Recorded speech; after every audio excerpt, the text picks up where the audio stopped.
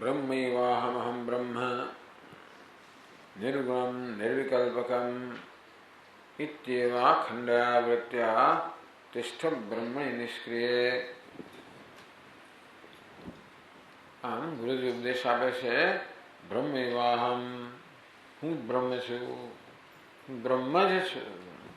કેવું બ્રહ્મ? નિર્ગુણમ નિર્વિકલ્પકમ, નિર્ગુણ નિર્દોષ નિર્વિકલ્પ સર્કલ્પનાઓ દ્વૈતથી રહિત એવું સર્વધિષ્ઠાન રૂપ એક અદ્વિતીય બ્રહ્મ જ હું છું. ઇતેવ અખંડયાવૃત્ત્યા તિષ્ઠ બ્રહ્મણિ નિષ્ક્રિય. આવી અખંડ વૃત્તિથી નિષ્ક્રિય બ્રહ્મમાં તું સ્થિત થા.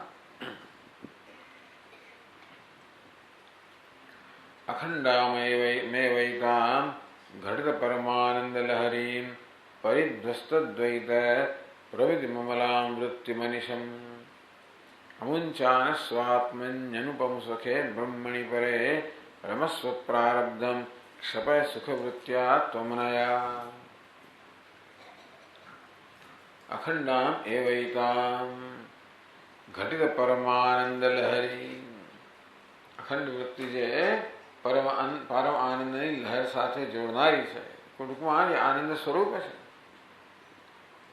તો આનંદ આત્માના આનંદની આડે જે આવરણ છે દૂર થવાને કારણે જે આનંદ સ્વાભાવિક અભિવ્યક્ત થાય છે, એવી જ આ જ્ઞાન વૃત્તિ છે. પરિધ્વસ્ત દ્વૈત પ્રમિતિમ, જે અખંડ આનંદમાં ગરકાવ થઈ જવાને કારણે બધી જ દ્વૈતની પ્રતીતિ તો કે ધ્વસ્ત થઈ ગઈ છે. દ્વૈત પ્રતીતિ કોઈ રહી નથી. અમલા વૃત્તિ મનિષમ, હવે નિર્મળ વૃત્તિ છે.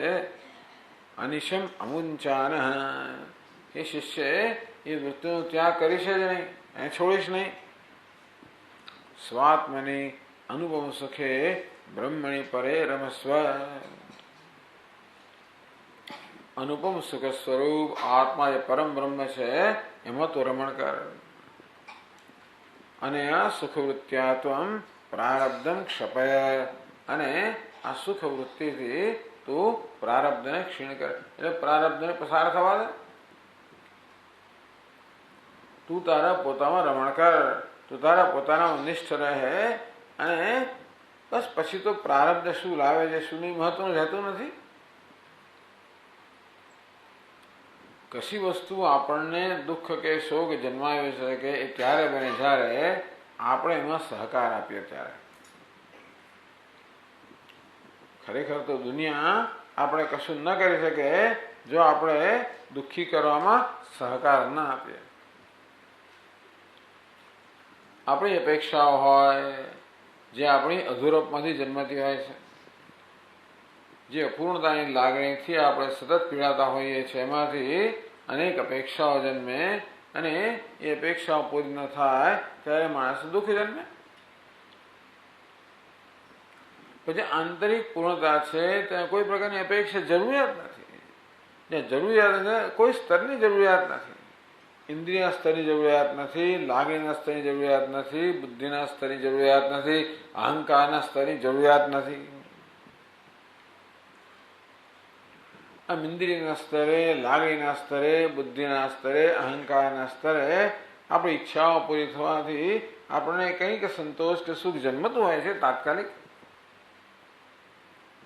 પણ જ્યારે ઘડિત પરમાનંદ લહેરી, પરમ આનંદની લહેરો જ્યારે અંદર ઉઠતી હોય ત્યારે આવા આ સર્વ પ્રકારના સુખની ઈચ્છા આપોઆપ સંતોષાઈ ગઈ ને કોઈ સ્તરે કોઈ પ્રકારની અપેક્ષા કે જરૂરિયાત રહેતી નથી. અને ત્યારે પછી એમાં કોઈ વૃદ્ધિ પણ ના થઈ શકે, ક્ષય પણ ના થઈ શકે. દુનિયા પોતાના વર્થથી એમાં ક્ષય ના કરી શકે કે એમાં વૃદ્ધિ પણ ના કરી શકે. દુઃખેશુ અનુદ્વિગ્ન મનાઃ સુખેશુ વિગત સ્પૃહ વીતરાગ ભય ક્રોધ. રાગ, ભય, ક્રોધ આપોઆપ શમી જાય. રાગ છે એ પણ અપૂર્ણતામાંથી ઉત્પન્ન થનારો છે, અને એ રાગ દ્વેષને જન્મ આપે, એ વળી પાછો ભયને જન્મ આપે. તો એનું કારણ અપૂર્ણતા નથી, ત્યાં રાગ, દ્વેષ, ભય, ક્રોધ કાંઈ નથી. દુઃખેશુ અનુદ્વિગ્ન મનાઃ, તો જેને દુઃખજનક સ્થિતિ કહેવામાં આવે છે એવી, એટલે બહારથી સામાન્ય સંજોગોમાં દુઃખ જન્મે એ પ્રકારની સ્થિતિ હોય તો પણ એનું મન ઉદ્વિગ્ન થતું, કાંઈ એનું દુઃખ જન્મતું નથી. સુખેશુ વિગત સ્પૃહ, બહાર સુખ આપનારી સ્થિતિ, એમાં જેને સુખ મળતું નથી કારણ કે એને સુખની જરૂર નથી, માટે એને કોઈ સ્પૃહા જન્મતી નથી. આમ પ્રારબ્ધ તો આપણી સમક્ષ પરિસ્થિતિ ઉત્પન્ન કરે. પ્રારબ્ધ તો અનુકૂળ પ્રતિકૂળ આ પ્રકારની પરિસ્થિતિ જન્માવે, એને પ્રારબ્ધનું કામ છે. પણ એની સમક્ષ એની પ્રત્યે કેવો પ્રતિભાવ દર્શાવવો એ આપણું કામ છે. કોઈ કહ્યું કે પ્રોબ્લેમ્સ આર કમ્પલસરી પણ ગ્રીફ ઇઝ ઓપ્શનલ. આપણે પરીક્ષામાં કમ્પલસરી પ્રશ્નો આવે અને ઓપ્શનલ પણ આવે ને, તો જીવનમાં ચેલેન્જીસ કે પ્રશ્નો જે છે એ તો કમ્પલસરી છે, એ તો કોઈને છોડવાના નથી. પરંતુ જે દુઃખ જન્મે છે એ ઓપ્શનલ છે, કારણ કે એમાં આપણને સ્વતંત્રતા છે કે એ પરિસ્થિતિમાં દુઃખ જન્મવું કે નહીં. અપેક્ષામાંથી જ દુઃખ જન્મે, તેથી આપણે કશાને પ્રતિકૂળ કેમ કહીએ? કારણ કે અનુકૂળની અપેક્ષા છે. એ ન હોય તો આપણે સ્થિતિને પ્રતિકૂળ કહીએ. પ્રતિકૂળ કહીએ એટલે આપોઆપ આપણને દુઃખ જન્મવાનું જ છે. આમ અનુકૂળ પ્રતિકૂળ આ પ્રકારના સિક્કાઓ પણ લાગતા જ્યારે ન હોય ત્યાર પછી મનુષ્ય શું છે? આનંદ આત્મનિવ આત્મના તુષ્ટ, સ્વયં પોતાનામાં સંતુષ્ટ છે. પ્રારબ્ધમ ક્ષપય, આ રીતે પોતાની પૂર્ણતામાં પ્રતિષ્ઠિત થઈને તું જીવનનો પ્રવાહને વહેવા દે. માત્રા સ્પર્શાસ્તુ કાંતે શીતોષ્ણ સુખ દુઃખદાહ. ઇન્દ્રિયો જ્યારે વિષયનો સંપર્ક કરશે ત્યારે શીત ઉષ્ણ આ બધા જાતના અનુભવો જન્મવાના. આગમાપાયન અનિત્યા તામ સ્થિતિક્ષસ્વ ભારત, એ તો આવનારા જનારા છે, અનિત્ય છે, એમને પસાર થવા દે. આમ આ જ્ઞાની પુરુષ કશી વસ્તુમાં દખલગીરી કરતો નથી. એ જીવનના પ્રવાહને જેવો છે તો વહેવા દે છે. એમાં કંઈ ઘોંસપૂરણ કરતો નથી. આપણે સતત ઘોંસપૂરણ કરીએ, દખલગીરી કરીએ, આપણે વસ્તુને અનુકૂળ બનવાનો પ્રયત્ન કરીએ. પ્રતિકૂળ બનવા માંગતું હોય તો આપણે મચડીએ પાછા એને. આમ સતત આપણું મન મચડ્યા કરતું હોય છે. એમાં બહુ શ્રમ પડતો હોય છે આપણને. એમાં બધી શક્તિઓ આપણી ક્ષીણ થઈ જતી હોય છે. આ પરિસ્થિતિને મચડવામાં, એને અનુકૂળ બનાવવામાં, પ્રતિકૂળ બનતી અટકાવવામાં. આ તો આ પ્રવાહને વહેવા દે છે. પ્રારબ્ધમ ક્ષપે, પ્રારબ્ધના પ્રવાહને વહેવા દે છે. કોઈ દખલગીરી કરતો નથી, કોઈ મચડતો નથી. અને આ સુખવૃત્યા પ્રારબ્ધમ ક્ષપે, એ મનુષ્ય માટે તો જે કાંઈ છે એ વાસ્તવમાં ભગવાનની આત્માની વિભૂતિ જ છે. જે છે પરમાત્માની આત્માની વિભૂતિ છે. બસ એનો આનંદ લીધા કરે છે. આપણે પહાડોમાં જઈને જેવી રીતે કુદરતનો આનંદ લઈએ, આપણે આનંદ લેવા માટે ક્યાંક વિશેષ જગ્યાએ જવું પડે, પણ એ તો જે છે એનો આનંદ છે. બ્રહ્માનંદ રસાસ્વાદ તત્પરેણેવ ચેતસા, બ્રહ્માનંદનો રસાસ્વાદ લઈ રહ્યું છે જે ચિત્ત, એવા ચિત્ત વડે સમાધિ નિશ્ચિતો ભૂતવા, જે ચિત્ત બ્રહ્માનંદનો રસાસ્વાદ લઈ રહ્યું છે એ ચિત્ત હેતુ સમાધિમાં નિષ્ઠ બન. તિષ્ઠ વિદ્વન સદા મુને, હે વિદ્વાન, હે મુનિ, એ પ્રકારના ચિત્તથી સદા તું તારામાં નિષ્ઠ રહે. એટલે શિષ્યએ પ્રશ્નો પૂછ્યા 173 પાના પર. અખંડાખ્યા વૃત્તિરેષા વાક્યાર્થ શ્રુતિ માત્રતઃ શ્રુતુ સંજાયતે કિં વા ક્રિયાંતરમ અપેક્ષતે. અખંડાખ્યા વૃત્તિરેષા, જે અખંડ કહેવાય છે, અખંડાકાર, આજે અખંડાકાર એવું કહેવાતા જે વૃત્તિ છે, વાક્યાર્થ શ્રુતિ માત્રતઃ શ્રુતુ સંજાયતે. તો શિષ્ય ગુરુજીને પૂછે, હે ભગવાન, જ્યારે ગુરુજી વાક્યાર્થ એટલે મહાવાક્યના અર્થોનું નિરૂપણ કરે, તું બ્રહ્મ છે, તું શ્રવણ માત્રથી હું બ્રહ્મ છું, એ પ્રકારની વૃત્તિ જન્મે છે. કિં વા ક્રિયાંતરમ અપેક્ષતે, ટૂંકમાં આ પ્રકારનું જ્ઞાન જન્મવા માટે, આ પ્રકારનું દર્શન થવા માટે, આ પ્રકારનું પોતાના વિષયનું દર્શન થવા માટે. આપણે પોતાના વિશે સતત દર્શન કરી જ રહ્યા છીએ. આપણો પોતાનો સતત આ પ્રકારનો અભિપ્રાય હોય જ છે. અને એક અભિપ્રાય છે, હું જીવાત્મા છું, અલ્પ છું, મર્યાદિત, આ પ્રકારનું સતત દર્શન ચાલી જ રહ્યું છે. એવું નથી કે આત્માનું દર્શન થતું નથી. જે જગ્યાએ એ દર્શન થાય ત્યાં આ દર્શન હું બ્રહ્મ છું. કારણ કે અમુક વસ્તુઓને પકડી રાખવાને કારણે આવી જાતનું દર્શન છે કે હું મર્યાદિત છું. ઉપાધિમાં અહમ ભાવને કારણે સતત આ પ્રકારનું દર્શન છે કે હું મર્ત્ય છું, દુઃખી છું, અજ્ઞાની છું. તો જેમ શાસ્ત્રોનું શ્રવણ થાય તેમ તેમ એ અભિમાન દૂર થતું જાય. એ તાદાત્મ્ય કહો, અધ્યાસ કહો, અધ્યારોપ કહો, અવિવેક કહો, એ દૂર થતો જાય તો એ એનું પ્રયોજન છે. આપણે પંચકોશ વિવેક કરવામાં આવે કે જાગ્રત સ્વપ્ન સુષુપ્તિ અવસ્થા વિવેક કરવામાં આવે. એક પ્રયોજન છે કે અનાત્મામાં જે આત્મવૃત્તિ છે એમાંથી મુક્ત થઈએ, કે આપણે જોઈએ કે આ જ ખોટું છે. તો આ જિજ્ઞાસુ સત્યને જોઈ શકે તો શું આ પ્રકારનો ઉપદેશ માત્રથી જિજ્ઞાસુ પોતાના તત્વના દર્શન કરે છે? કિમ વા ક્રિયાંતરમ અપેક્ષતે, કે પછી શ્રવણ સિવાય બીજા કોઈ ક્રિયાની અપેક્ષા રહે છે આ જ્ઞાન જન્મવા માટે? વળી ગુરુજીએ કહ્યું સમાધિમાં નિષ્ઠ થઈને રહે. સમાધિ કહે, હે ભગવાન સમાધિ કોને કહેવાય? કતિવિધ હૈ, આ સમાધિ કેટલા પ્રકારની હોય છે? તત્સિદ્ધે કિમુ સાધનમ, આ સમાધિ સિદ્ધ કરવા માટે શું સાધન છે? સમાધિ અંતરાયા, કે એ સમાધિમાં કેવા અંતરાય હોય છે, કેવા વિઘ્નો હોય છે? સર્વમેતદ નિરૂપ્યતા, હે ભગવાન આ સર્વનું અમારી સમક્ષ આપ નિરૂપણ કરો. તો ગુરુજી પ્રત્યુત્તર આપે છે. ચાલો આપણે વાંચીએ 795 શ્લોક. મુખ્ય ગૌણાદિભેદેન વિદ્યન્તે ત્રાધિકારિણઃ તેષાં પ્રજ્ઞાનુસારેણ અખંડા વૃત્તિરુદેશ્યતે.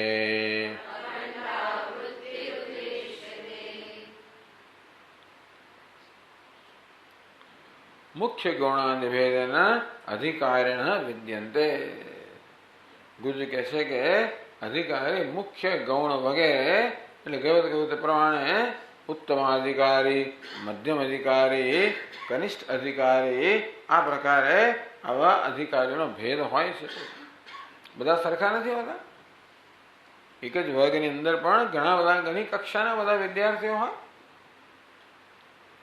આમ દરેકના પોતાની કક્ષાનું હોય છે, પરંતુ સામાન્ય રીતે એના 3 વિભાગ કરવામાં આવ્યા: ઉત્તમાધિકારી, મધ્યમાધિકારી, કનિષ્ઠ અધિકારી. તેષાં પ્રજ્ઞાનુસારેણ અખંડાવૃત્તિ ઉદેશ્યતે. તો કે એમની પ્રજ્ઞા અનુસાર અખંડાકાર જે વૃત્તિ છે, જ્ઞાન વૃત્તિ છે, એ ઉદેશ્યતે, એ ઉદિત થાય છે, જન્મે છે એમની પ્રજ્ઞાને અનુસાર. જે ઉત્તમાધિકારી હોય તો એને જલ્દી વૃત્તિ જન્મે. મધ્યમાધિકારી હોય એને વધારે પ્રયત્ન કરવો પડે. કનિષ્ઠ અધિકારી હોય તો એથી વધારે પ્રયત્ન કરવો પડે. ધૂમેના વ્રેતે વન્યઃ યથા દર્શો મલેન ચ યથોલ્બેના વૃતો ગર્ભ તથા તેનેદમાવૃતમ. ભગવાન કે આ કામ કહો કે અજ્ઞાન કહો, એ આપણા સ્વરૂપને આવૃત કરી દેતો હોય છે.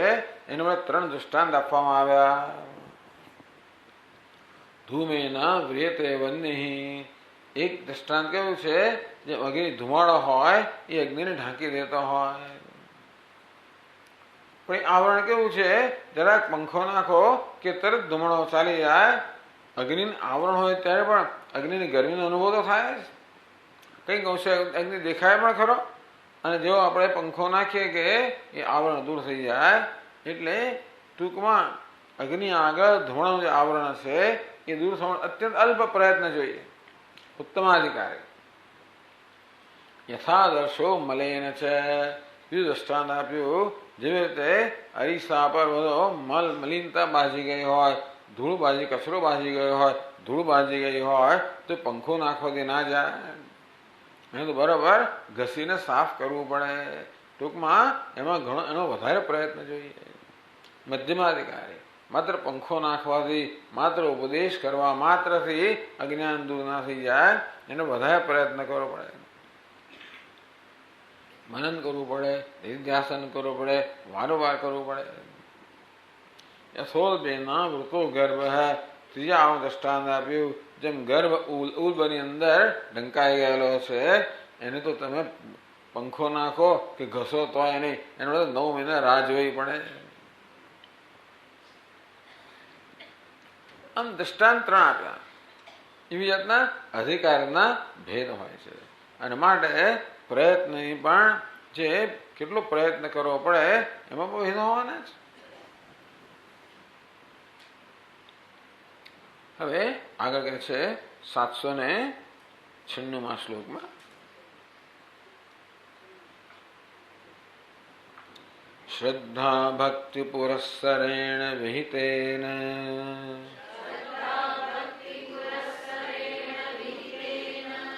એવેશ્વરં કર્મણા સંતોષ્યાજિત તત્પ્રસાદ મહિમા જન્માંતરેષ્વેવ યઃ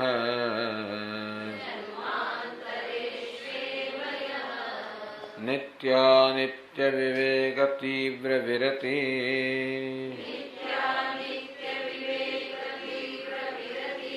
ન્યાસાદિભિઃ સાધનૈઃ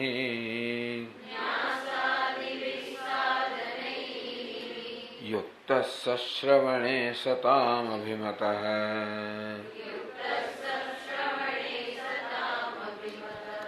મુખ્યાધિકારી દ્વિજઃ.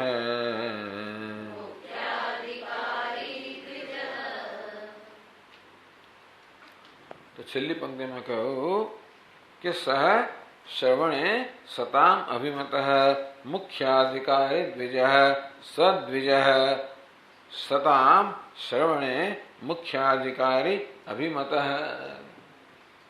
આ દ્વિજ છે, બ્રાહ્મણ છે, એટલે કે સાત્વિક પુરુષ છે. બ્રાહ્મણ કરવાનો સાત્વિક પુરુષ. શ્રવણે સતામ મુખ્યાધિકારી અભિમત. સતામ સત્પુરુષો કહે છે, મહાપુરુષો કહે છે કે આવો જ અધિકારી છે એ મુખ્ય અધિકારી છે. યુક્ત આ પ્રકારની માનસિક સ્થિતિ ધરાવનારો, આ પ્રકારની સાધન સંપત્તિ ધરાવનારો અધિકારી છે એ મહાપુરુષના અભિપ્રાયમાં મુખ્ય અધિકારી છે. તો એક શ્લોકમાં બહુ સરસ આખી પ્રક્રિયા બતાવવામાં આવે, કયા પ્રકારનું અધિકારી પણ કઈ રીતે પ્રાપ્ત થાય છે. પહેલા કેવું, શ્રદ્ધા ભક્તિ પુરસ્સરેણ વિહિતેન એવ ઈશ્વરમ કર્મણા સંતોષ્ય. પહેલા કર્મયોગની વાત કરવામાં આવી. કર્મણા ઈશ્વરમ સંતોષ્ય, પોતાના કર્મથી ઈશ્વરને સંતુષ્ટ કરવા. કેવી રીતે ઈશ્વર સંતુષ્ટ થાય? શ્રદ્ધા ભક્તિ પુરસ્સરેણ વિહિતેન કર્મણા. તો વિહિતેન અર્થાત વેદની અંદર, શાસ્ત્રમાં આપણે માટે જે કર્મનું, જે કર્તવ્યનું વિધાન કરવામાં આવ્યું છે કે તમારે આ કરવું જોઈએ. વૈદિક કાળની અંદર તો દરેક મનુષ્યને પેલા 5 પ્રકારના યજ્ઞનું અનુષ્ઠાન કરવાનું હોય. બ્રહ્મ યજ્ઞ, દરરોજ જે વેદનું પઠન પાઠન કરવાનું હોય.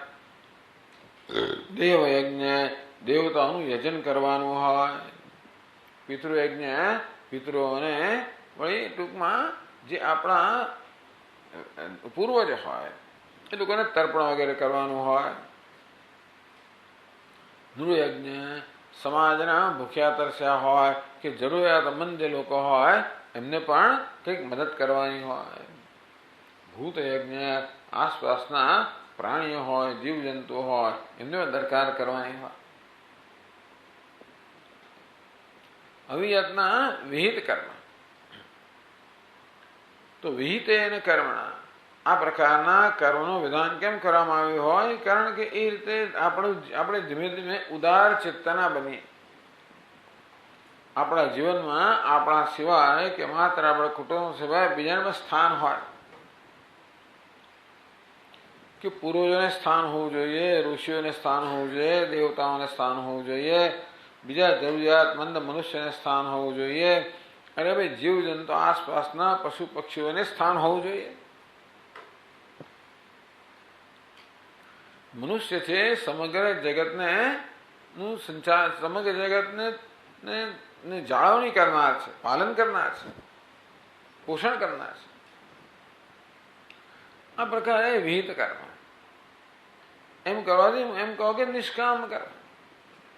હવે નહીં, અત્યારના સંદર્ભમાં કહી શકીએ કે અંતઃકરણને શુદ્ધ કરનાર છે નિષ્કામ કર્મ.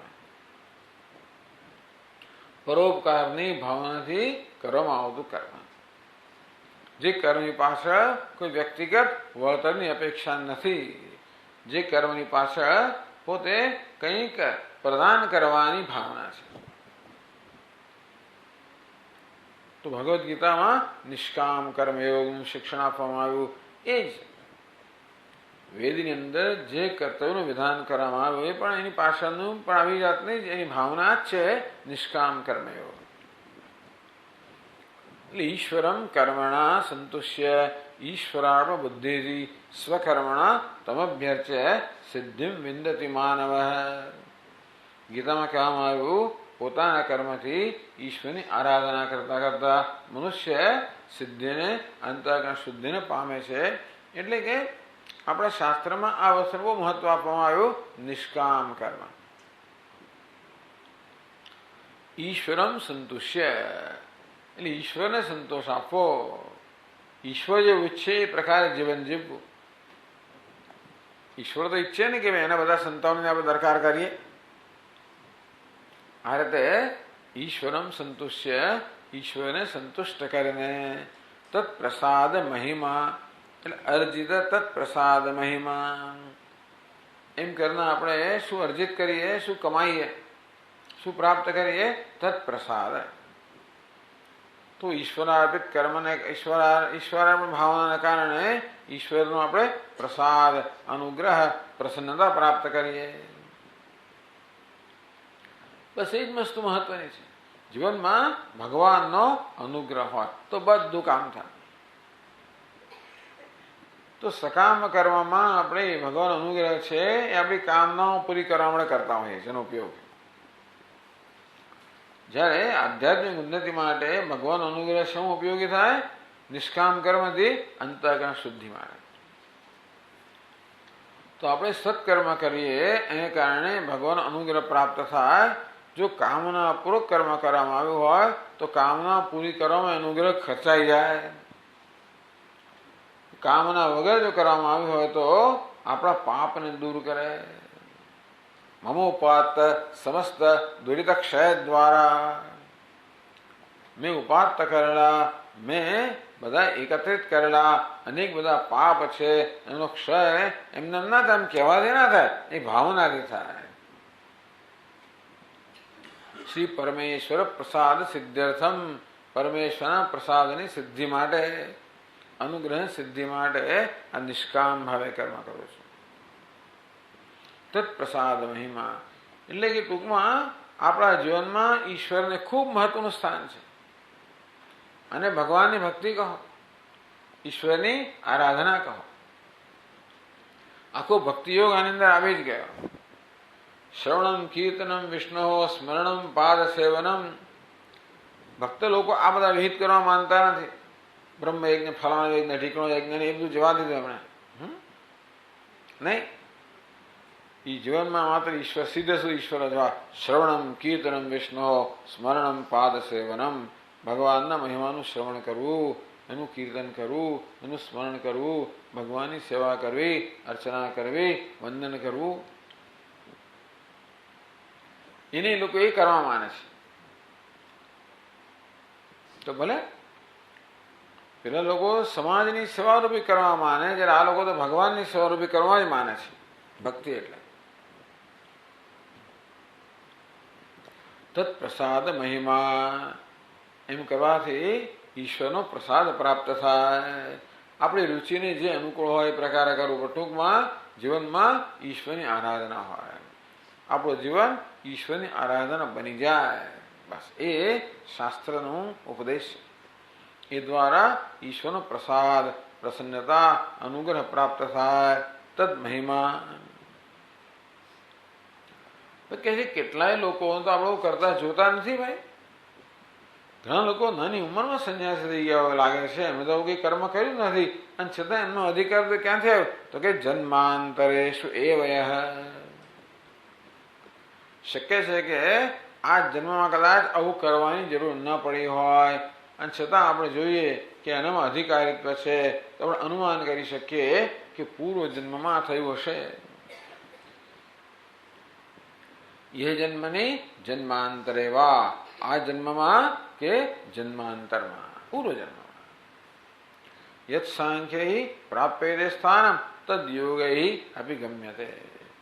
ભગવાન કે સાંખ્ય અર્થાત સંન્યાસી વડે જે સ્થાન કે મોક્ષ પ્રાપ્ત થાય છે એ કર્મયોગીનો પ્રાપ્ત થાય છે.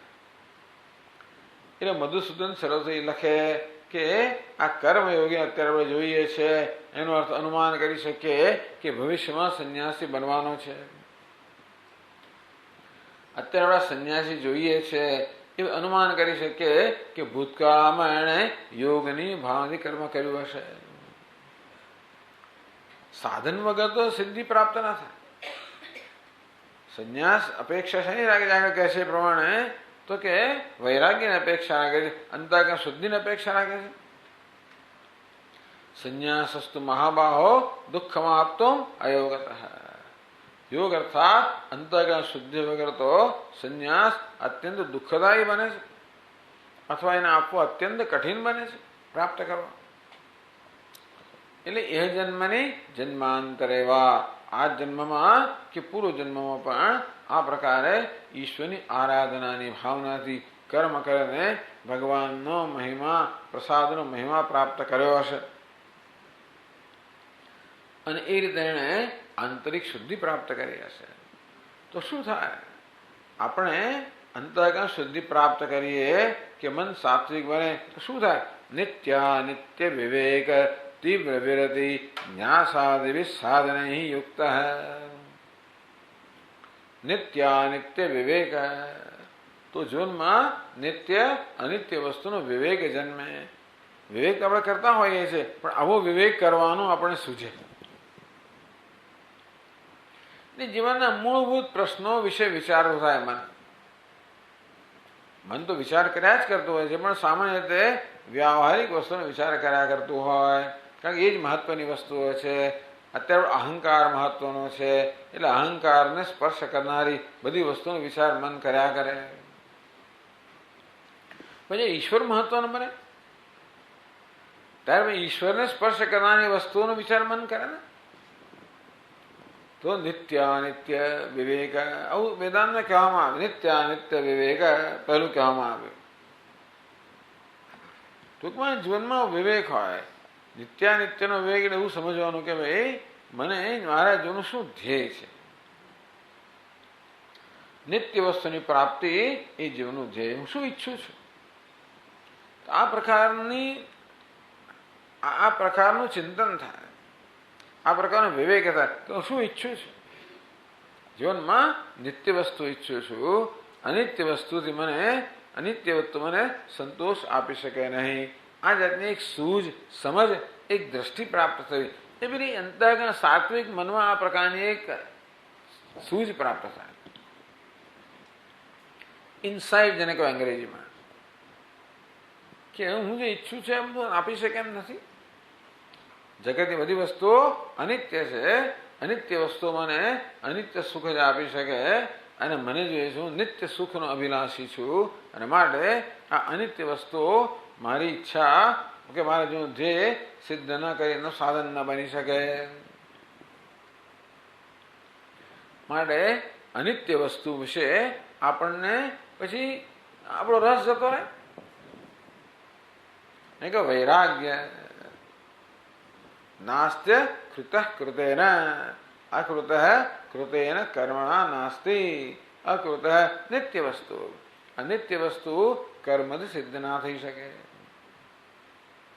નિર્વેદ માયાત, આ પ્રકારે અનિત્ય વસ્તુ માટે, બધા પ્રકારની સિદ્ધિઓ માટે, બધા પ્રકારની દુન્યવી સિદ્ધિઓ માટે, આ લોક અને પરલોકની દુન્યવી સિદ્ધિઓ માટે પણ એક નિર્વેદ અર્થાત અનિચ્છા જન્મે,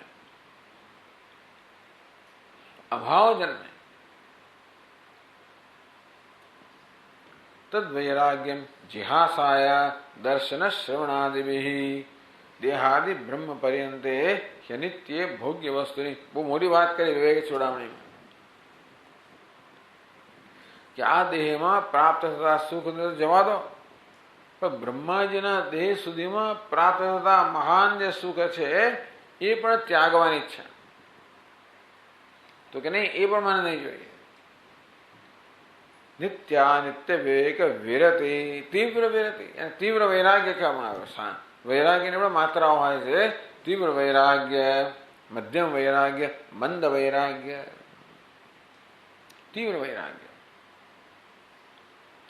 તીવ્ર વિરતિ, ન્યાસાદેવી.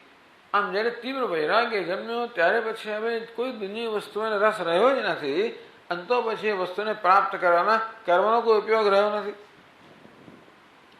કોઈ દુનિયાવી વસ્તુમાં કે સિદ્ધિમાં રસ ના હોય તો પછી એ વસ્તુઓ કે સિદ્ધિઓ પ્રાપ્ત કરવાનો પ્રયત્ન એમાં પણ રસ ના હોય. અને માટે એણે બધા જ કર્મ, કર્તવ્ય કર્મ છોડી દીધા, બધા કામ્ય કર્મ તો છોડી જ દીધા, પણ બીજા બધા કર્મ પણ છોડી દીધા. કર્તવ્ય કર્મ કરવું જોઈએ અંતઃકરણ શુદ્ધિ માટે, એ પ્રાપ્ત થયા પછી એની પણ જરૂર રહેતી નથી. આમ કર્મ ક્યાં સુધી જોઈએ? જ્યાં સુધી પોતાની જરૂર છે ત્યાં સુધી. તો પછી આપણે પેલી ક્યાં તો શું કહેવાય ને, ક્રચીસ એટલે પેલા ઘોડીનો ઉપયોગ ક્યાંથી કરવો પડે? જ્યાં સુધી પગમાં શક્તિ ન આવે ત્યાં સુધી. પગમાં શક્તિ ના આવે ત્યાં સુધી આપણે ઘોડીનો ઉપયોગ કરવો પડે. પગમાં શક્તિ આવી ગયા પછી કોઈ ઘોડીનો ઉપયોગ કઈ જરૂર નથી. એમાં નિષ્કામ કર્મ કેવા છે? ઘોડી જેવા છે. શેના માટે? આંતરિક શુદ્ધિ પ્રાપ્ત કરવા માટે. એ થયા પછી એનો ઉપયોગ રહેતો નથી. મળે ન્યાસ, ટૂંકમાં કર્મ સંન્યાસ. અને સવારે આપણે ચર્ચા કરી કે કર્મ સંન્યાસ શેના માટે છે? તો કે શ્રવણ વગેરે કરવા માટે અનુકૂળતા ઊભી કરી આપે છે. હવે બીજું કોઈ એને જવાબદારી રહી નથી, કોઈ રોકાણ રહ્યું નથી, કોઈ માગણી પણ નથી, એ કોઈની પાસે માંગતો નથી કે એના પર કોઈનો હક પણ નથી. કોઈ એના પર હક ના કરી શકે, કારણ કે એ કોઈ પાસે માંગતો નથી. આ પ્રકારે એનું મન બધા પ્રકારની માગણીથી, હકથી, જરૂરિયાતથી, કર્તવ્યની મુક્ત થઈ ગયું. મુક્ત મન વડે શાસ્ત્રનું શ્રવણ કરવું એ શ્રેષ્ઠ વસ્તુ. એટલે કહે છે કે અભિજાતના સાધન યુક્ત આવા સાધનોથી સંપન્ન જે અધિકારી છે એનો તીવ્ર વૈરાગ્ય છે. બસ આ મુખ્ય વસ્તુ છે. વૈરાગ્યાદિ ચતુષ્ટયમ. અપરોક્ષાનુભૂતિમાં વૈરાગ્યને પહેલું ગણવામાં આવ્યું. વૈરાગ્યાદિ ચતુષ્ટયમ એટલે આપણો વિવેક છે એવું ક્યારે નક્કી ખબર પડે? જ્યારે વૈરાગ્ય જન્મે ત્યારે. સતામ અભિમતો મુખ્યાધિકારી દ્વિજ.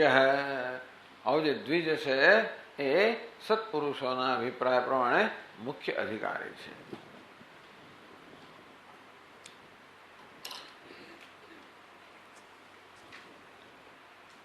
પછીના શ્લોકમાં આગળ કહે છે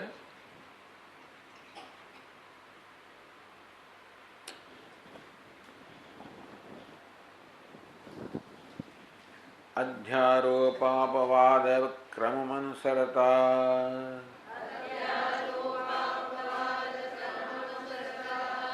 દેશિકેનાત્ર વેત્રા વાક્યાર્થે બોધ્યમાને સતિ સપદિ સતઃ.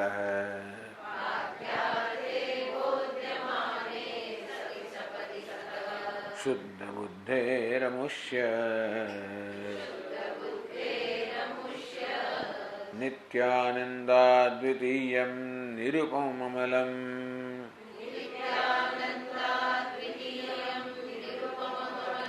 યત્પરમ તત્વમેકં તદ્બ્રહ્મૈવાહમસ્મીત્યુદયતિ પરમા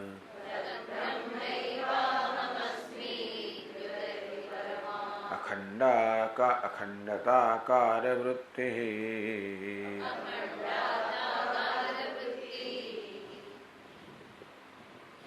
અખંડાકારનો અખંડતાકાર કહ્યું છે. હવે આ પ્રકારે સંન્યાસ અને વિવિધિશા સંન્યાસ કહેવાય. વિવિધિશા વેદિતુમ ઈચ્છા, ટૂંકમાં જ્ઞાન પ્રાપ્ત કરવાની ઈચ્છાથી લીધેલો સંન્યાસ. અને સંન્યાસનું એકમાત્ર પ્રયોજન છે જેથી આ ઘરની જવાબદારી મુક્ત થઈને એ ગુરુજીના ચરણે બેસે. એટલે આ પ્રકારનો સંન્યાસ લેવાને કારણે હવે કોઈ પ્રકારની મનમાં ગિલ્ટ ફિલિંગ કે અપરાધની લાગણી ના જન્મે કે મેં મારી ફરજ ના બજાવી, ફરજ છોડી દીધી છે. છોડવાનું નહીં, પણ એક વસ્તુ છોડીને બીજીને ગ્રહણ કરી છે. આ દુનિયા ફરજો છોડીને એક મોટી ફરજ એને સ્વીકારેલી છે. એવું નથી કે નિષ્ક્રિય બની ગયો છે.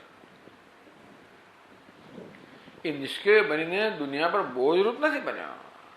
એ કહેતે બોજરૂપ બન્યો ખરો, કારણ કે હવે દુનિયાને ભિક્ષા આપે છે એ પ્રકારનો બોજ ખરો, પણ એને બહુ મોટી જવાબદારી પોતાના પર લીધેલી છે, જેને કારણે દુનિયા માટે મહાન આશીર્વાદરૂપ બનવાનો છે. એટલે દુનિયા પાસે કશું એને લીધું પણ હોય ભિક્ષા વગેરે, પરંતુ એ જ્ઞાન પ્રાપ્ત કરે ત્યારે અનેક ઘણી રીતે એ બધું પાછું આપશે.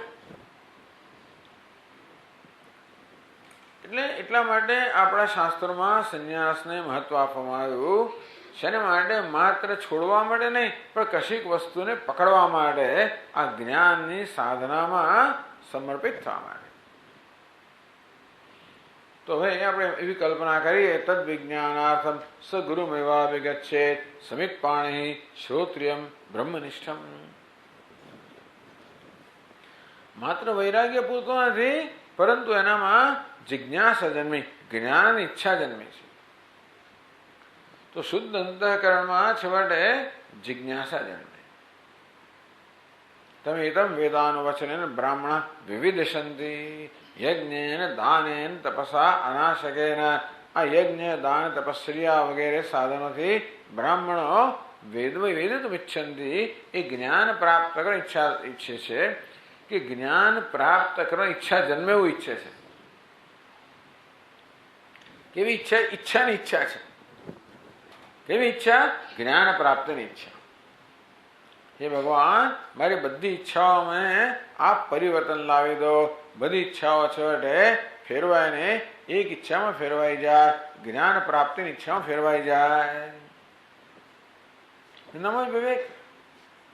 વિવેક એને જ કહેવાય કે બધી ઈચ્છાની પાછળ છેવટે એક જ ઈચ્છા હોય છે, પૂર્ણ બનવાની. અને પૂર્ણતા તો પોતાનું સ્વરૂપ જ છે. એ હોવાને કારણે એ તો જ્ઞાનથી જ પ્રાપ્ત થાય. પ્રાપ્તસ્ય પ્રાપ્તિ, આ વિવેક છે જીવનમાં, કે હું જે ઈચ્છું છું એ તો નિત્ય પ્રાપ્ત છે. એ નિત્યની પ્રાપ્તિ તો, નિત્ય પ્રાપ્તની પ્રાપ્તિ તો જ્ઞાનથી થાય. એટલા માટે જે કર્મની ઈચ્છા હતી એ જ્ઞાનની ઈચ્છામાં ફેરવાઈ જાય છે. અત્યાર સુધી કર્મ કરતો હતો, એમાં પરિવર્તન આવ્યું, હવે એનામાં જ્ઞાનની ઈચ્છા જન્મી. ઈચ્છા લઈને ગુરુજી પાસે જાય છે. તો ગુરુજી એને સામે હવે શાસ્ત્રનું શ્રવણ કરાવે છે. ટૂંકમાં ગુરુજી હવે નિરૂપણ કરે છે. અધ્યારોપાપવાદક્રમમ અનુસરતા. ચર્ચા અહીંયા આવી જ ગઈ છે, માત્ર એની આગળ સંક્ષેપની અંદર વળી પાછું એનું અહીંયા આગળ એક વિહંગાવલોકન કરે છે. અધ્યારોપ તો ગુરુજી તત્વનું નિરૂપણ કરવા માટે કયા પ્રકારની પદ્ધતિનો પ્રયોગ કરે છે? અધ્યારોપ અપવાદ પદ્ધતિનો. જીવનમાં બીજો કોઈ પ્રશ્ન નથી. હું બ્રહ્મ નથી એવો પ્રશ્ન નથી. હું બ્રહ્મ છું એટલે એ પ્રશ્ન ઉકેલેલો છે નસીબ જોગે. પરંતુ હું મારા બ્રહ્મપણા પર ઘણો બધો અધ્યારોપ થયેલો છે. અધ્યારોપ એટલે આ દેહમાં ઇન્દ્રિય વગેરે આ જે ઉપાધિ છે, ઉપાધિના ધર્મનો અધ્યારોપ થયો છે. એને કારણે મારા દેશમાં અનેક ભ્રમ સેવી રહ્યો છું. એટલે ગુરુજીએ તો પોતાના ઉપદેશથી આ ભ્રમની નિવૃત્તિ કરવાની છે. આત્માને ઉત્પન્ન કરવાનો નથી, આત્માને બ્રહ્મ બનાવવાનો પણ નથી. પરંતુ જે અધ્યારોપ છે, અધ્યાસ છે, પોતાના પર જે બધું ઉપાધિ તાદાત્મ્યને કારણે જન્મેલા ભ્રમ છે, એ ભ્રમની નિવૃત્તિનો અપવાદ. અધ્યારોપને કારણે ભ્રમ જન્મે, અપવાદ છે. એ ભ્રમને ભ્રમ છે એ બતાવવાનો અપવાદ. કે તું આવે છે તારે છે જે માને છે કે તું જીવાત, ભ્રમ છે. મર્ત્ય છે, તું મૃત્યુના અધીન છે, એ ભ્રમ છે. દેહમાં અહમ બુદ્ધિને કારણે પંચકોશ વિવેક જાતની પ્રક્રિયાઓનો પ્રયોગ કરે. દરેકમાં અપવાદની પ્રક્રિયા છે, અધ્યારોપ અને અપવાદની પ્રક્રિયા છે. સવાયેશ પુરુષ અન્નરસમય. દરેક આત્મા, આ શરીર આત્મા છે. શરીરને આત્મા માનવામાં આવે છે. પછી કે નહીં, આ શરીરને તો એની અંદર જે સૂક્ષ્મ, એને પણ જીવન આપનારો પ્રાણ છે, એ આત્મા છે. મન આત્મા છે, બુદ્ધિ આત્મા છે, વગેરે. આવી રીતે અપવાદની પ્રક્રિયા કરે. અધ્યારોપ અપવાદ ક્રમમ અનુસરતા. એટલે વેદાંતના જ આચાર્ય હંમેશા અધ્યારોપ અપવાદના ક્રમનું જ અનુસરણ કરે. બીજી કોઈ રીત નથી. જે તત્વ છે જ, જે તત્વ હું છું જ, જે સ્વયં પ્રકાશ છે, પરંતુ માત્ર અધ્યારોપને કારણે જેના લાભથી વંચિત રહી જાઉં છું, એ તત્વને અપવાદથી, નિષેધથી એટલે કે ટૂંકમાં આ દેહની અંદર જે અહમ બુદ્ધિને કારણે જે ભ્રમ છે, એ ભ્રમના નિષેધથી. ક્રમમ અનુસરતા દૈશિકેનાત્ર વેત્રા. દેશિકા એટલે ગુરુ, વેત્રા એટલે વેત્રુને જાણનાર, આ જ્ઞાની ગુરુ. વેત્રા દેશિકેન. આ જ્ઞાની ગુરુ જ્યારે અધ્યારોપ અપવાદની પ્રક્રિયાથી, એની એક પદ્ધતિથી તત્વનું નિરૂપણ કરે. તું બ્રહ્મ છે એ સત્યનું નિરૂપણ કરે. વાક્યાર્થે બોધ્યમાને સતી. એ પ્રકારે મહાવાક્યનો અર્થ છે કે તું બ્રહ્મ છે. કઈ રીતે? તું એટલે શું? આ શરીર તું નથી. આમ જ્યારે તું બ્રહ્મ છે, એ તું સર્વનામનો પ્રયોગ કરવામાં આવે ત્યારે તું કોનો નિર્દેશ કરે છે? ભલે હું મારી જાતનો હું જે માનતો, પણ ગુરુજી તું દ્વારા કોનો નિર્દેશ કરે છે? તો કે આ દેહનો નહીં, ઇન્દ્રિયો, મન, બુદ્ધિ, અહંકાર નહીં, એ સર્વ પ્રકાશિત કરનાર ચૈતન્યનો. વાક્યાર્થે આ વસ્તુ અંતઃકરણ શુદ્ધ હોવાને કારણે, આંતરિક સાધન સંપત્તિ હોવાને કારણે આ ઉપદેશ શિષ્ય એમ કરવામાં આવે તે જોઈ શકે છે કે વાત બરોબર છે. વાક્યાર્થે બોધ્યમાને સતી. આ પ્રકારે મહાવાક્યનો અર્થ, જીવ અને બ્રહ્મના ઐક્યનો અર્થ, એનો ટૂંકમાં જીવ તું બ્રહ્મ છે. એવું કઈ રીતે બ્રહ્મ છે સમજાવે, એનું વિસ્તારથી નિરૂપણ કરે. તત્વમસી, ત્વમ એટલે શું, તદ એટલે શું, ત્વમ એટલે શું, બંનેનું ઐક્ય એટલે શું, જેવી રીતે ચર્ચા કરવામાં આવી. બોધ્યમાને સતી. આ પ્રકારે જયારે ઉપદેશ કરવામાં આવે, સપદી તરત જ સતઃ શુદ્ધ બુદ્ધે અમુષ્ય.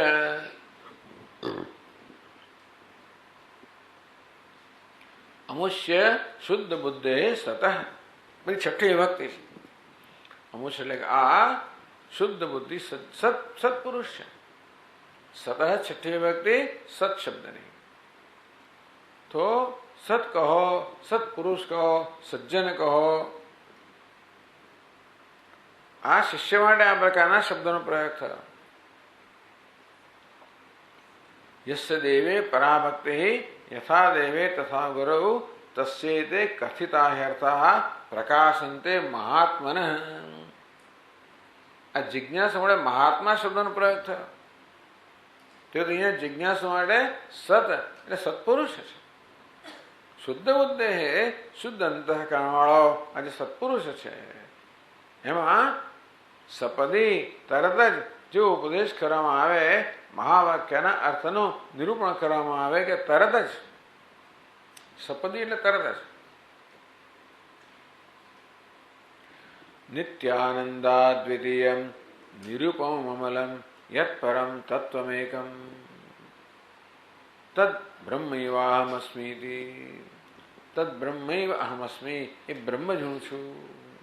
કેવું બ્રહ્મ? નિત્યાનંદાદ્વિતીયમ, નિત્ય આનંદ અદ્વિતીય, જે નિત્ય આનંદ સ્વરૂપ અદ્વિતીય. અદ્વિતીય એટલે આ બધો દ્વૈત જે છે, એ બધો ભેદભાવ એ માત્ર આભાસ જ છે, એની કોઈ સત્યતા નથી.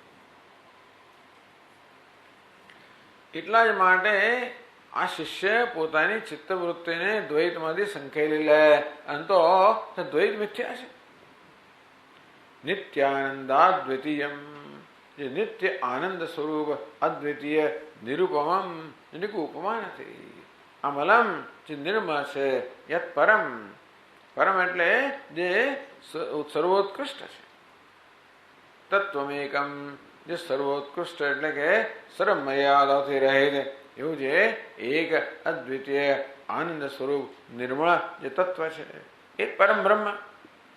તદ બ્રહ્મૈવાહમસ્મી, એ બ્રહ્મ જ હું છું. ઉદયતી પરમા ખંડતાકાર વૃત્તિ.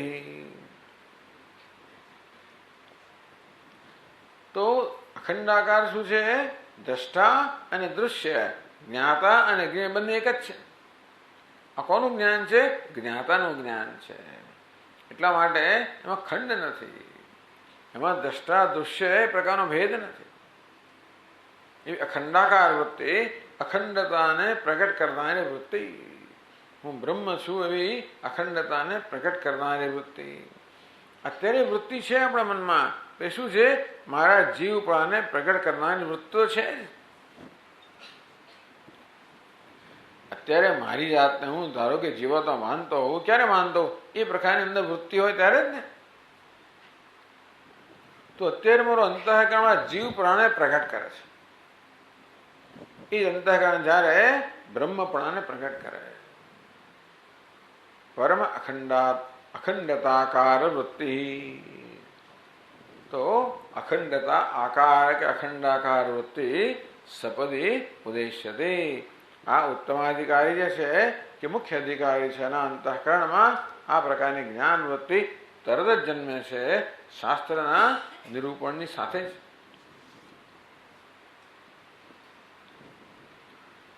તો એ જ્ઞાન વૃત્તિ કહે શું કરે છે, એ કયા પ્રકારની છે, શું કરે છે, એનું નિરૂપણ પછીના શ્લોકોમાં કરે છે. અખંડાકાર વૃત્તિસ્સા ચિદાભાસ સમન્વિતા આત્મા ભિન્નમ પરમ બ્રહ્મ વિષયીકૃત્ય કેવલમ બાધતે તદ્ગતા જ્ઞાનમ યદા વર્ણલક્ષણમ.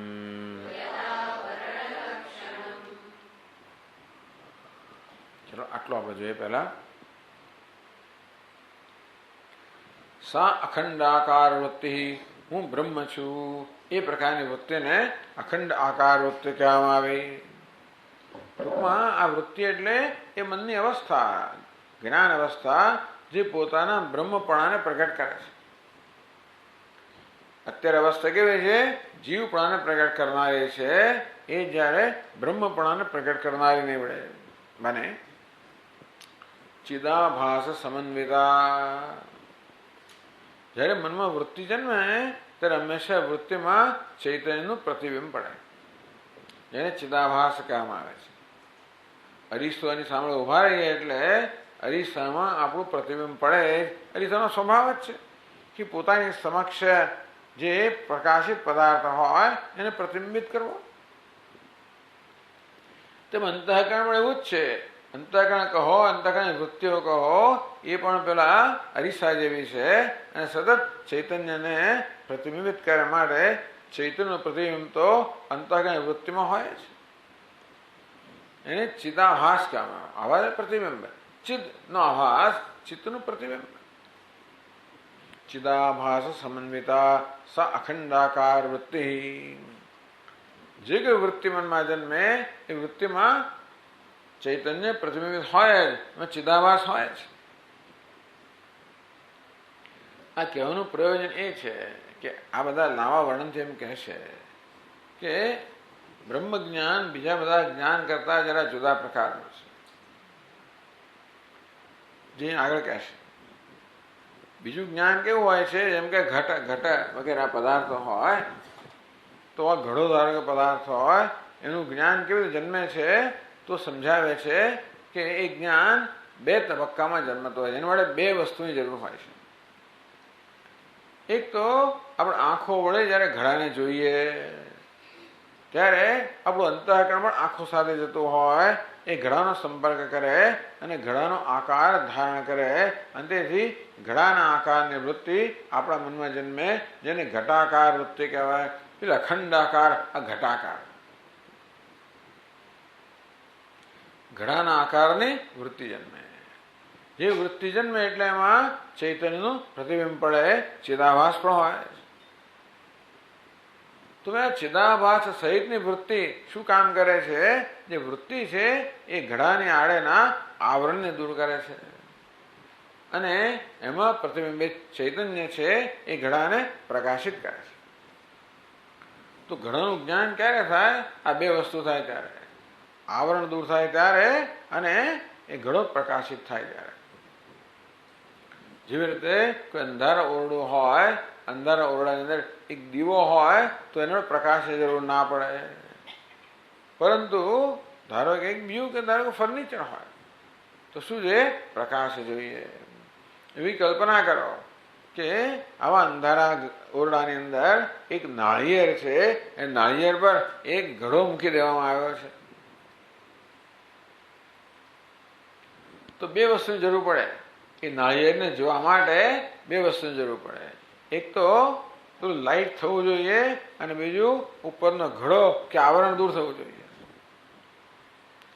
આવરણ દૂર થવું જોઈએ એટલે માત્ર આપણે ઘડો લઈ લઈએ તો આવરણ દૂર થાય તો પર્યાપ્ત નથી, પ્રકાશ જોઈએ. જેવી રીતે આ ઘડોનું જ્ઞાન ક્યારે થાય? ઘડાની આડે અજ્ઞાનનું આવરણ છે એ પેલી ઘટાકાર વૃત્તિથી દૂર થાય. જેમ પેલો ઘડો લઈ લે ના એવી રીતે આ વૃત્તિ પેલું આવરણ લઈ લે. છતાંય પછી ઘડો જણાય ક્યારે? એમાંનો ચિદાભાસ છે એને પ્રકાશિત કરે ત્યારે આપણને ઘડાનું જ્ઞાન થાય. આ પ્રકારની જ્ઞાનની પ્રક્રિયા વેદાંતમાં સમજાવે છે. જે કોઈ આવા જળ કે દૃશ્ય વસ્તુ હોય, જળ વસ્તુ હોય, પરપ્રકાશ્ય હોય, એને જાણવા માટે આ પ્રકારની પ્રક્રિયા છે. બ્રહ્મ એવું નથી અને માટે આ ચર્ચા કરવામાં આવે છે. એ બ્રહ્મ તો સ્વયં પ્રકાશ છે અને માટે એને કોઈ ચિદાભાસની આવશ્યકતા નથી. માત્ર આવરણ દૂર કરવાની જરૂર છે, એમાં એને પ્રકાશિત કરવાની જરૂર નથી. એ વાત આગળ કહેશે આપણને. અત્યારે એમ કહે છે અખંડાકાર વૃત્તિસા ચિદાભાસ સમન્વિતા. આ ચિદાભાસ વાળી, ચિદાભાસથી યુક્ત આજે અખંડાકાર વૃત્તિ છે. આત્મા ભિન્નમ પરમ બ્રહ્મ વિષયીકૃત્ય કેવલમ બાધતે તદ્ગત જ્ઞાનમ યત આવરણ લક્ષણમ. આ શું કહે છે? આત્મ અભિન્નમ પરમ બ્રહ્મ વિષયીકૃત્ય. આ વૃત્તિનો કેવલમ, આ વૃત્તિનો એકમાત્ર વિષય છે બ્રહ્મ. કેવું બ્રહ્મ? આત્માથી અભિન્ન જે બ્રહ્મ છે. એટલે બ્રહ્મનું જ્ઞાન કોઈ વિષય રૂપે ના થાય કે હું બ્રહ્મને જોઉં છું. બ્રહ્મ કેવું છે? આત્મ સ્વરૂપ હોવાને કારણે એ દૃશ્ય વિષય નથી. આ વૃત્તિ તો મારી જાતને જ બ્રહ્મરૂપે પ્રગટ કરે છે. આત્મભિન્નમ પરમ બ્રહ્મ વિષયકૃત્ય કેવલમ. કેવલ આ પરમ બ્રહ્મ છે એને વિષય કરીને એને પ્રકાશિત કરે છે. જ્ઞાનેન તુ તદજ્ઞાનમ યેષામ નાશિતમાત્મનઃ તેષામ આદિત્યવદ જ્ઞાનમ પ્રકાશયતિ તત્પરમ. ગીતામાં કહેવામાં આવ્યું કે સૂર્ય જેવી રીતે ઉદય થાય બધા જગતને પ્રકાશિત કરે તેવી રીતે આ જ્ઞાન વૃત્તિ પણ પરમ તત્વને પ્રકાશિત કરે છે. બાધતે તદ્ગત જ્ઞાનમ યદ આવરણ લક્ષણમ. તો આવરણ હોય એ દૂર કરવું પડે અને પછી પ્રકાશિત કરવું પડે. ઘડાના કિસ્સામાં શું છે, પેલા આવરણ દૂર થાય અને પછી ઘડો પ્રકાશિત થાય. બ્રહ્મને પણ અજ્ઞાન એટલે આવરણ તો છે જ. તો આ બ્રહ્માકાર વૃત્તિ શું કરે છે, જે આવરણ અજ્ઞાન જેને કહેવાય આવરણ સ્વરૂપ જે જ્ઞાન છે એ આવરણ દૂર કરે છે.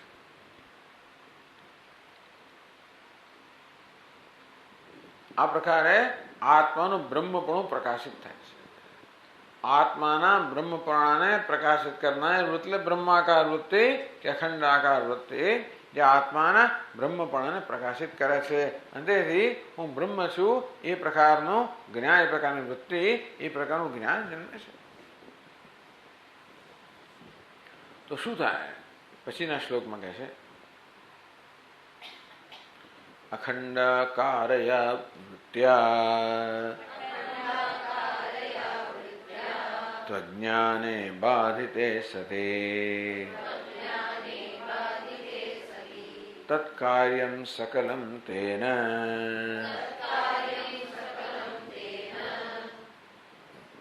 તત્કાર્ય ન તત્કાર્યમ છે. તત્કાર્યમ સકલમ તેન સમમ ભવતિ બાધિતમ તંતુદાહે તત્કાર્ય પટદાહો યથા તથા તસ્ય કાર્યતયા જીવ વૃત્તિર્ભવતિ બાધિતા.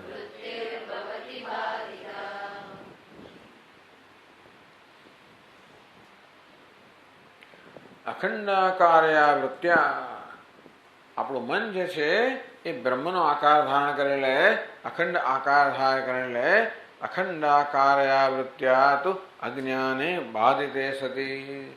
એનાથી આ બ્રહ્મનું જ્ઞાન છે અજ્ઞાનનો નાશ થવાથી બાધિતે એટલે નષ્ટે સતી, અજ્ઞાનનો નાશ જ્યારે થાય ત્યારે તત્કાર્યમ સકલમ તેન સમમ ભવતિ બાધિતમ. અજ્ઞાનનો નાશ થવાથી અજ્ઞાનનું કાર્ય છે એ પણ તરત નાશ પામે. સામાન્ય નિયમ છે ને. તો જેવી રીતે ઓરડામાં ધારો કે અંધારું હોય એને કારણે આપણે ફર્નિચર બધું દેખાતું ના હોય, આપણે અથડાતા કૂટાતા હોઈએ, પડતા આખડતા હોઈએ, પછી હોય નસીબ જોઈએ કોઈ લાઇટ કરી કોઈક આવી ગયું, આપણે લાઇટની સ્વિચ જ શોધતા જ આખડતે નવી જગ્યાએ ગયા હોય એવું થાય ને. આપણે ખબર ના હોય, આપણે નવી જગ્યાએ કોઈ હોટલમાં ગયા હો કે ગમે ત્યાં ગયા હો તો પથારીમાં સ્વિચ ત્યાં ઘણી જગ્યાએ બનતો હોય છે. જૂના જમાનાના ઘરમાં એવું બને કે એને એવું છે ને કે તમે ઓરડામાં પ્રવેશો ત્યાં સ્વિચ મૂકી હોય અને તમારી પથારી આ બાજુ હોય એ તમારે સ્વિચ શોધવા અંધારામાં તો ખબર ના પડે કે અડફડમાં આવે કશી વસ્તુ એવું થાય. એટલે અંધારાના કારણે આપણે જે પડતા આખડતા હોઈએ પણ લાઇટ થાય એટલે અંધારું પણ દૂર થઈ જાય, સાથે સાથે જે પડવા આખડવાનો છે એ પણ દૂર થઈ જાય ને. તો અંધકાર દૂર થવાને કારણે અંધકારનું કાર્ય, અંધકારનું પરિણામ પડવું આખડો એ પણ દૂર થઈ જાય. તેવી રીતે અજ્ઞાનને કારણે અધ્યાસ જન્મતો હોય, જીવ ભાવ જન્મતો હોય, દેહાત્મ બુદ્ધિ જન્મતી હોય તો અજ્ઞાન દૂર થવાથી એનું આ કાર્ય છે એ પણ દૂર થઈ જાય. જે આપણું રોજનું દ્રષ્ટાંત આપીએ તો રજ્જુ સર્પ, રજ્જુના અજ્ઞાનને કારણે સર્પ છે, સર્પનો ભ્રમ જન્મ્યો, એમાંથી આપણો ભય જન્મે, પલાયન થવાની ઈચ્છા જન્મે. પણ જેવું સર્પનું રજ્જુનું જ્ઞાન થયું, સર્વ બાધિત થયો, તરત જોડે જોડે પેલો ભય પણ જતો રહે. અજ્ઞાન દૂર થવાથી અજ્ઞાનનું કાર્ય પણ દૂર થાય.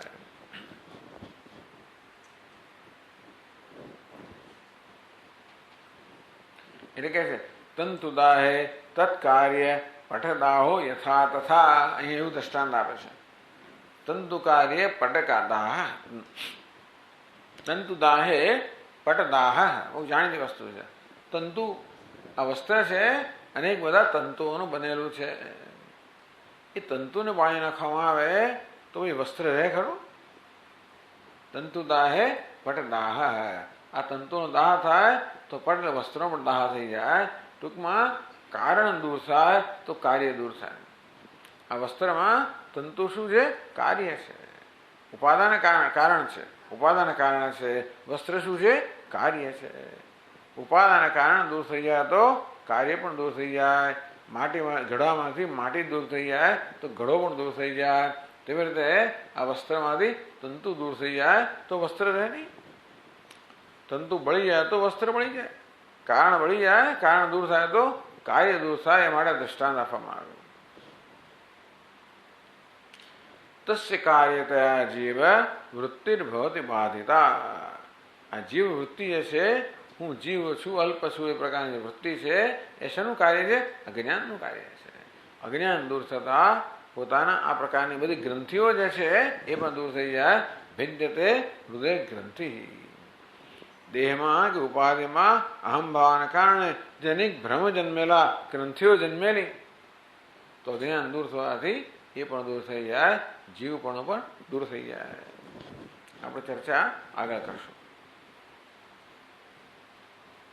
ઓમ પૂર્ણમદ પૂર્ણમિદમ પૂર્ણાત પૂર્ણમુદચ્યતે પૂર્ણસ્ય પૂર્ણમાદાય પૂર્ણમેવાવશિષ્યતે.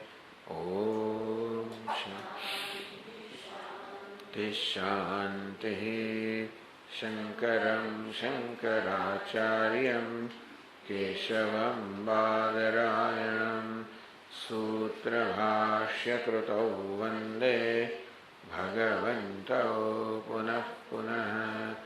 ઈશ્વરો ગુરુરાત્મેતિ મૂર્તિભેદવિભાગિને વ્યોમવદ્વ્યાપ્તદેહાય દક્ષિણામૂર્તયે નમઃ. ઓમ શાંતિ શાંતિ શાંતિ. હરિ ઓમ. શ્રી ગુરુભ્યો નમઃ. હરિ ઓમ.